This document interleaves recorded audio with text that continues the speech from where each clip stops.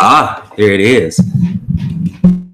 Well, welcome back, everybody. This is Facetious episode 133.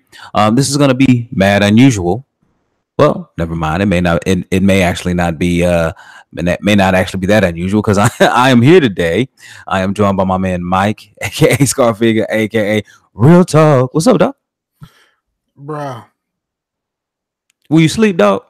I was asleep. Like I ain't even. Bruh. You said alarm or nothing. I just set my phone down. Right. I mean, I was just like, I'm tired. I'm Right. gonna go ahead and just lay down before the show. You know, I ain't even planning on going to sleep. Like I was just, I don't know.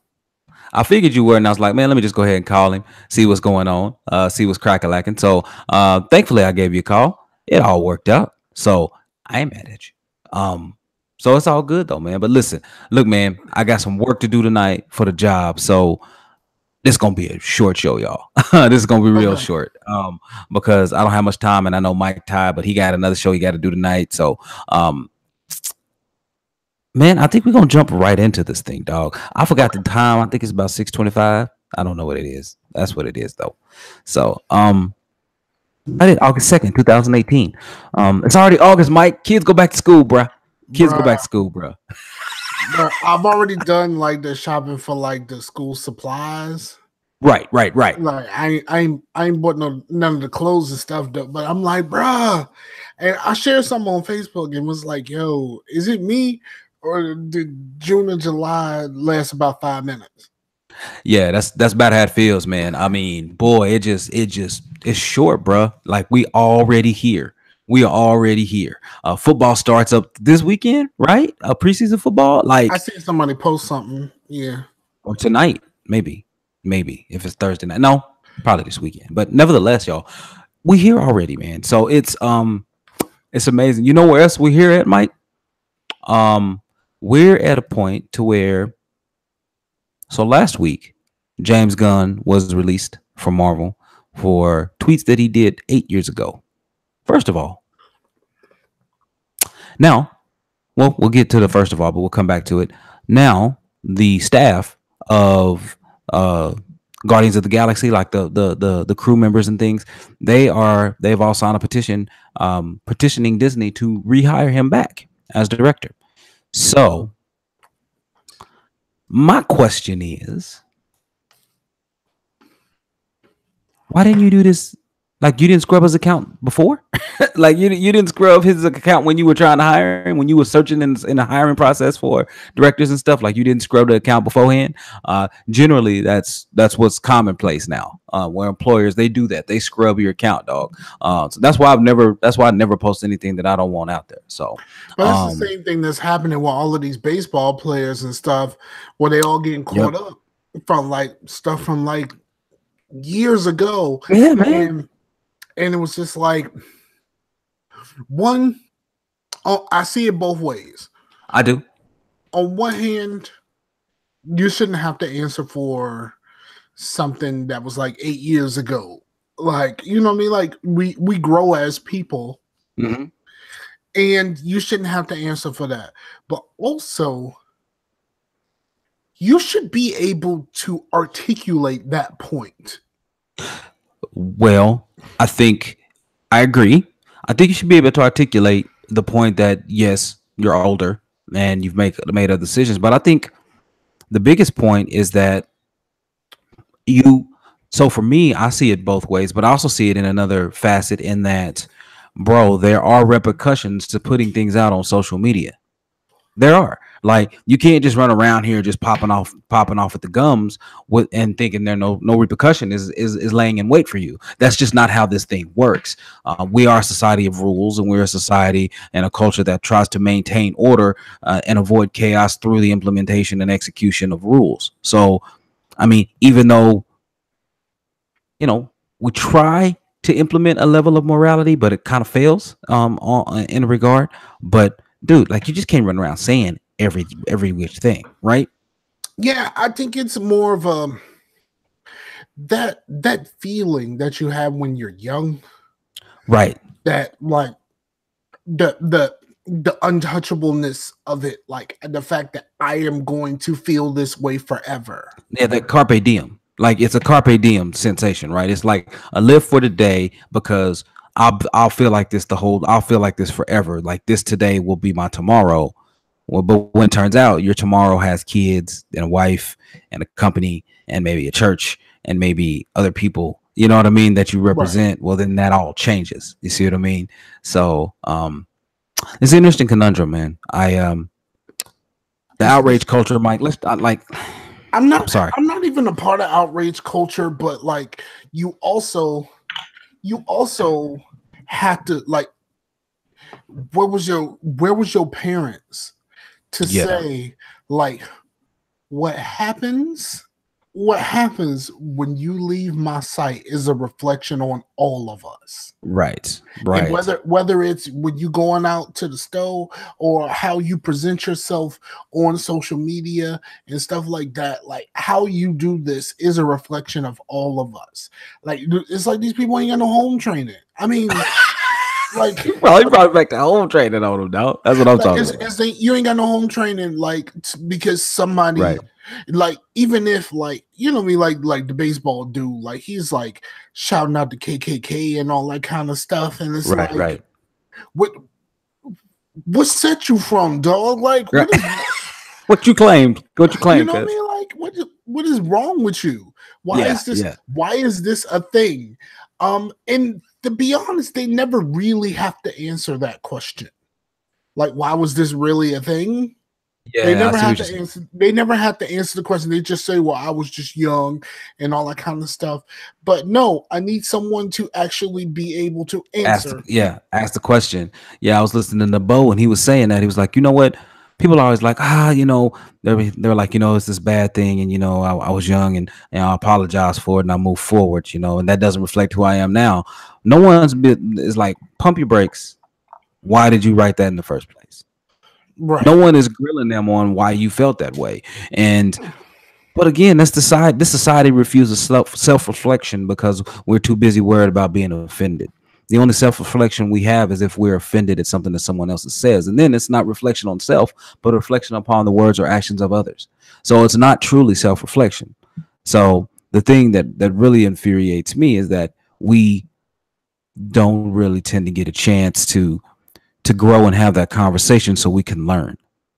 It's a one-sided affair. But I see you frozen on me, Mike. Yeah, Mike is froze on me. I can't hear him. Can y'all hear him? Please let me know if y'all can hear him because all right, I got my Restream running. I don't see anybody doing anything in this piece. But nevertheless, all right, let me see if I can pull up my other stuff. But yeah, so I mean, today's outrage culture is something that I really take umbrage with. I think that in our culture today, there are so many people that are always offended regarding something that it doesn't matter what's said or by whom or how, someone will always find an issue with it. And I think that puts our society in a place to where we can't have intelligent dialogue, and we cannot we simply cannot find any common ground because people are too dogmatic to I guess gain enough deference to actually listen to someone else has to say. It's something that's really disheartening. It's something that I really would like to see changed, but I can't change society as a whole. I can only do my part. So yeah, that's one of the things that kind of just it just kind of rubs me the wrong way. But I guess I'll move along since Mike ain't here. Hopefully he'll come back in here shortly, and when he does, we'll appreciate it. So moving on. Listen. Okay, so many of you know that I take umbrage with Taco Bell. Do not like Taco Bell. I've had 3 major experiences of food poisoning in my life from Taco Bell, and I take umbrage with. Yeah. Okay, I see you. I see you, Mike. You catching up. You catching up. I'm just not talking about Taco Bell, man. Damn Comcast, man. I hate Comcast. I hate it. Like, for real. Like I wish I did. I wish I did not have. I wish I had a choice. Okay. I wish like having to deal with these companies was a choice, and I had a greater choice over who I wanted to serve the internet to me. You know what I mean? Like, hey, this is ridiculous. I'm just stuck with Comcast, and it just doesn't work all the time. It just randomly just be like, nope, I'm good. I'm good. You don't need to talk today. It's basically what it walks up telling you. You don't need to talk today. You're good. Like it's like, oh, you was already late. Let's go ahead and make this worse. Right. So make this work for you, dog. I got you. Right. Hey, so Mike, I was telling people that I take umbrage with Taco Bell because I've had 3 major bouts of food poisoning from Taco Bell in my life. 2 of which resulted in me getting a colonoscopy. So wow. I don't like Taco Bell. But looks like Chipotle in Ohio, a suburb of I think it's Columbus, is, man, they poisoned, or at least there were 360 different reports of people being poisoned from that one, right? And they went to the website called iwaspoisoned.com is where they went. And but that's where people did the reporting. So 360 cases, man. And here's what happened. So here's what happened. They called in the health department after this thing happened, and in the health department, how they investigated was, well, there are no procedures in place in this restaurant and no operational guidelines that would suggest they can't open again the next day. But I was like, dog, all you did is look at their procedures. Did you legitimately pull out the meat and pull out the vegetables and check the food for any bacterial infection? Did you legitimately do that? There was nothing in there that said that they did it.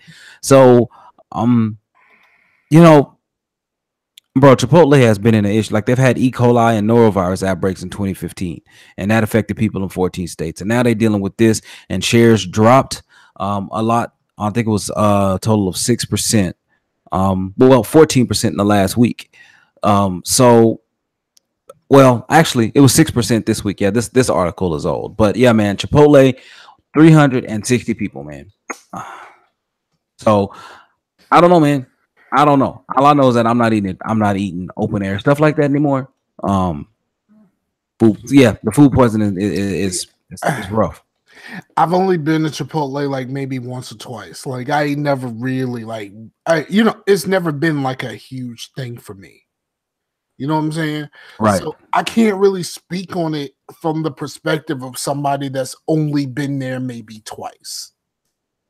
But the moment you hear that like a handful of people got sick, maybe it's time to go ahead and shut this place down for a little bit. Somebody's not doing something right. You know, we need to completely rethink this. But like, the idea is like, okay, there's violations, but like there's no reason that they can't open up. What you mean? Right. Yeah, dude. Like, what you mean? Like, can I get you to come again? Like, one more time, I'm gonna need you to tell me why exactly this thing can open right back up. So it says a total of 228 reports, suggesting that 418 customers have fallen sick. Now the number keeps rising, and it's in Powell, Ohio. So, I can't do it. So y'all be careful. If y'all out there trying to eat healthy, you might want to stay away from Chipotle for a while, just for a while. I just never got the big deal. I never understood the big deal. And I was having this conversation. I had this conversation with my girl. Something that I don't understand as a human. And this is not it's not a race thing. It's not a gender thing. You know, like, it's just like something that I don't understand. I don't get s'mores, dog. Like, I don't get why people are I don't get s'mores. Like, I don't get why, like, if you say s'mores around certain people, they get super excited. And I'm like, it's just, I mean, what is the deal here? This thing happened because someone like posted this thing on Facebook, and it was like a s'mores cheesecake. right? And people were like, "Oh my god, s'mores! I need to make some s'mores." And I was just kind of like, I've never in my life craved s'mores. Like I've never been like, You know why? I should make some s'mores right now, dog. Like I don't get the whole s'mores thing. Well, here's the thing, Mike. Can somebody explain it to me? I don't understand it. You know why we don't get it? Because black people don't go camping. Where do you make s'mores at traditionally? When you camping over a campfire, you get a stick, you put a graham cracker on there, you put some chocolate and a marshmallow on there, and then you put the other graham cracker on when it's done. But you basically melt the marshmallow, put it on top of some chocolate and a graham cracker in between graham crackers, and you got it. And then, like, let's talk about the marshmallow by itself, right? Okay, first of all, you just stick a raw ass stick in your marshmallow. For real. Like you can't get one of them like the all right, it's gonna sound bad. You can't get like a roach clip or something. You know what I'm saying? What did you use? What did you clean? Something. Because like you just stuck a stick is like I wouldn't put that stick in my mouth, but I will stick this stick inside of a marshmallow that's eventually going to land in my mouth. Right. See, I don't understand. I don't understand the logistics of that either. Too, like you toast the marshmallow by like just putting just fire on it, and then like sometimes the marshmallow be kind of dark, and I'm like, right. What? I mean, so like to me, like I am thinking, I mean, you really gonna eat that? And they were just like, yeah, man, it's s'mores. Like, it's like you like, I don't understand the s'mores thing. Right. Like, I mean, it's kind of dark. Like, you know what I mean? Like, so that's like the way that the marshmallows turn, right? You would not eat that. You would not be thrilled about eating that marshmallow if that color was on a piece of bread. Like, if you overdid the toast, like you'll be like, nah, I'm good. Nah, yeah. I can scrape it off. Only the cheapest of the cheap is gonna try to scrape it off. But you all right with that. Hey, you scrape off with a real knife or a butter knife? I go with a butter knife person. I ain't about to scrape. I'm not a scraper when it comes to like I don't even love toast that much. You don't even engage, huh? Dang, man. Love toast that much. I don't love toast that much. I'm not a huge fan of toast. Need to go back to Vincenzo's, get some of their bread though. Yeah, not a huge fan. But you know, and I'm like, yo, like you stuck a raw stick in here, then you made it darker than you would accept for your toast, and then just put it on some chocolate and some graham crackers and be like, all right, I just stick I put some raw stick in here, and eventually I'm gonna load this up in like a pseudo sandwich, eat this, and then I'm really excited about this. Funny. I can't do it either, man. Like I don't understand the love of s'mores. For me personally, I'm not a chocolate guy. So you add in, I'm not really too crazy about marshmallows, and you add in chocolate. It's not something that I really want to do. Right? It's not something that's right up my alley. So that's where I am with that. But Mike, those are all the main topics I had, bro. Because I really want to get into this Smallville because I finally finished it. Finally knocked it off. I haven't really done anything new except for like I started playing Killing Floor with someone new. Like that's really the only thing new that I've done in the past week. I pulled up, somebody had sent me a message on Xbox, and then I'm looking at the little feed, and I saw that my little cuz had gotten an achievement in Killing Floor, and I was like, "Where my little cuz play on Xbox?" Yeah, and then I hit him up, and we talked about it, and we played damn near every night since. That's cool, man. I'm glad you enjoy Killing Floor. It's not something that's for your boy. Like I try, boy, have I tried, but it's just not something that's for me, man. I don't understand what it is. I just don't get it. It's okay. It's just not the greatest experience. It's just fun. It's just fun co-op stuff. I don't play any kind of multiplayer, and I don't care anything about multiplayer, but some good old fashioned co-op fun is cool with your boy. But I'm also a person that likes a game that you don't like very much. So yeah, that's true. That's true. Now listen. So I finally finished Smallville. It's great. I enjoyed it. It's one of the few series I actually watched all the way through. And I'm like, man, you know what? They had a little bit that kind of wrapped it all up nicely at the end. Story ends is like a story I've never seen of Superman before, you know, precursor or whatever. So it's pretty different, man. It was a pretty different, unique little start. Actually, the way it wrote, the way it ends. They kept it running with a comic book, though. It's like like they did with Buffy and Angel, where the story actually continues, but in comic book form. You gotta understand. Since I've been an adult, I haven't been interested in Superman. So yeah, I've heard of it. I've never, but I know that there is like direct sequel to Smallville, but only in comic form. I know that it's available. I'm not saying that I've consumed any of it at all. All right. Well, I do recommend it. It's out there on Hulu for folks. I recommend you go get it and give it a shot. It's pretty interesting. One of the things that I'm really enjoying this season is The Flash. But so I'm on the most recent season that's on Netflix.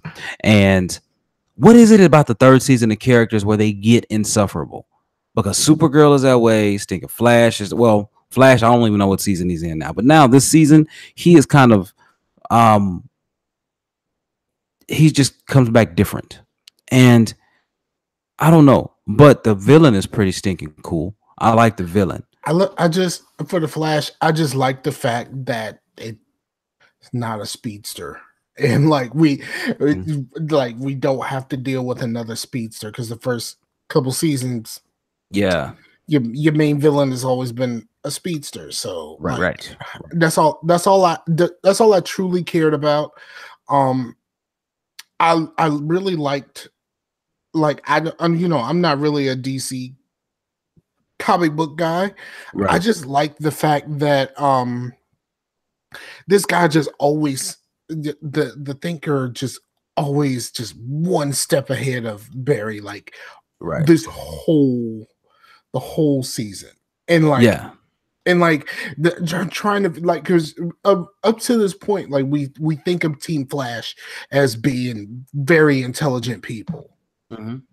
And then this season we see how far this team is willing to go when there's someone who can outsmart them.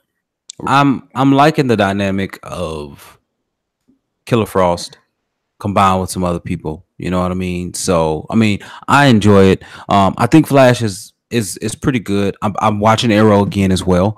Get that clear. Arrow has some ups and downs. It does. But I'm okay with that. I'm okay with that. I am trying to figure this thing out, and I'm all right with that, I think. I think I like Arrow. It's good. Bro, I think Arrow continues the trend of what I call like modern television's aversion to the concept of family. Like most modern TV shows that are not like sitcoms, but most modern TV shows, the concept of family is always very, very shaky. Like people can't figure out how to stay together through the thick and the thin on most TV shows. It's always like a broken home, even when you got a husband and wife and some kids, and then somebody does something stupid and then everybody going their separate ways, and then they got to figure out I mean the idea that the family dynamics on the Arrow were so all over the place, and every time you think that it might be something, it gets worse, and it's just Arrow was difficult to watch. I did finish it. I didn't quite finish Supergirl. I think I have 2 or 3 episodes. But Arrow I just didn't like the decisions that everyone was making. It just didn't seem natural. Like it didn't seem like it's poor writing, right? Yeah, I mean it just seemed like if you're supposed to be my mans in them, why would I do this to you? Like even even if like I didn't believe that you was really capable of this, that, or the third, like you still supposed to be my man's in them. I've known you like as far as this TV show goes, I've known you for years, but yet I do some grimy stuff to you just because. Right. Like it doesn't make any sense. Okay. Like Okay. from the perspective of like you know these people. Yeah. And yet you can't stop yourself from being grimy. Okay. Well, we'll see. Now that's gonna be interesting. So, I mean, I'm flipping back and forth, and I just bro, started the I just crossover. I just had to do some gymnastics to not spoil anything. Right. I appreciate that. And so I'm flipping back and forth, and dude, I still ain't out of first season of DC Legends of Tomorrow. I still am in season 1 of that show. That show is the hardest show. No. Supergirl is the very hardest show out of all of those shows to watch. Well, Supergirl, so you know, we both had the same reaction to Supergirl season 1. You don't really know if you like it or not. You just keep watching. I think the last season I kind of made it like it was like I kind of don't know what this is. I'm just kind of watching this just because like I know there's going to be crossovers and stuff like that, and I need to be prepared for that. And when I was watching it, I was using the CW app where all of this stuff came up weekly, and it wasn't like I was in the position to binge. So like I had to wait a week for the other shows anyway, so I could just take some time, watch some Supergirl, be done with it. I'm just not a fan. Man, Supergirl is tough to make it through. But I will say the only saving grace of this season is the episode right before the mid-season break. She gets whooped. Mm-hmm. I mean whooped, and it is not even close. Like she catches the beats. And that was great. Like that was great. I needed that for my soul. Yo, so I got you, man. I got you, but it's hard. This season. You got to get through Legends. The first season, you got to. Bro, I may do that this weekend, but as of now, nah, B. There are other things I'd much rather watch. So, but that's it for me, Mike. Besides Killer Floor T, you been doing anything else, man? Anything else you've been watching, listening to, anything? Like I said, just working and like trying to figure out how in the world it became August already. Like this.